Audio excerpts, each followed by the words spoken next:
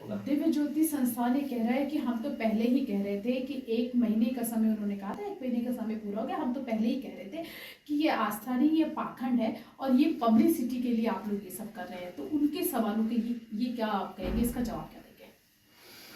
दिव्य ज्योति जागृति संस्थान, जिसके संस्थापक संचालक सर्वश्री आशुतोष महाराज जी कहे गए हैं, ये संस्थान अब इनके जो आध्यात्मिक प्रणेता थे वो तो आलोप हैं। मैं उनको समाधिगत स्थिति नहीं कहता, आलोप कहता, क्योंकि महाराज जी पूर्व में कहते थे कि मैं आलोप हो जाऊंगा, और इन्होंने अपने वीडियोस में भी कहा। अब उनके जो संचालन करता है, जो मैनेजमेंट टीम है, जिनको ये खुद ही नहीं पता कि महाराज जी समाधि में थे, वो अनुभव के आधार पे समाधि बता रहे हैं। अनुभव के आधार पे उन्होंने शास्त्रों से विहीन समाधि को रखा है, ठीक है ना, और अनुभव के आधार पे वो अपने सारे कार्य कर रहे हैं। तो वो हमें क्या बताएंगे?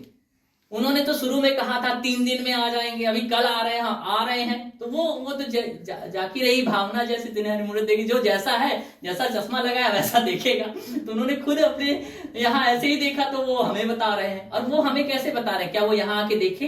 क्या माँ आशुतोषामणी जी की शरणागति हुए हैं? उनमें से जो हुए हैं, वहां दिव्य ज्योति जागृति संस्थान से बहुत से ऐसे साधक निकल के आए जिनकी ध्यान साधना वहां नहीं लगती थी। महाराज जी के जाने के बाद जिनकी साधनाएं आलोप हो गई थी, वो आके यहाँ ध्यानस्थ हुए हैं और उन्होंने ध्यान की पराकाष्ठा को भी प्राप्त किया है। और वो साधक कह रहे हैं, उनको विश्वास है, यहाँ कह के गए कि हाँ माँ आएंगी, माँ ने मुझे दर्शन दिया है और माँ ने हम लोग को काम सौंपा है। तो निश्चित ही उनके कहने से हमें कोई दो राय नहीं। हमारा तो विश्वास है कि महाराज जी आएंगे, ये माँ ने हमें बताया है, हमें और किसी ने नहीं बताया। माँ ने हमें आशुतोष की शरणागति दी है और माँ का विश्वास था कि महाराज जी आएंगे और लेके आना पड़ेगा, और ऐसे नहीं उठेंगे। कोई अगर महापुरुष आलोप अवस्था में चला जाता है तो उसको जगाना पड़ता है। जैसे बाबा मच्छिंद्र नाथ जब चले गए तो गोरखनाथ को जाना पड़ा खोजने। कबीरदास जी, और एक घटना कबीरदास जी की और गोरखनाथ जी की वर्णन आता है, दोनों कहते हैं कि कौन समाधि की उच्चता को प्राप्त करता है।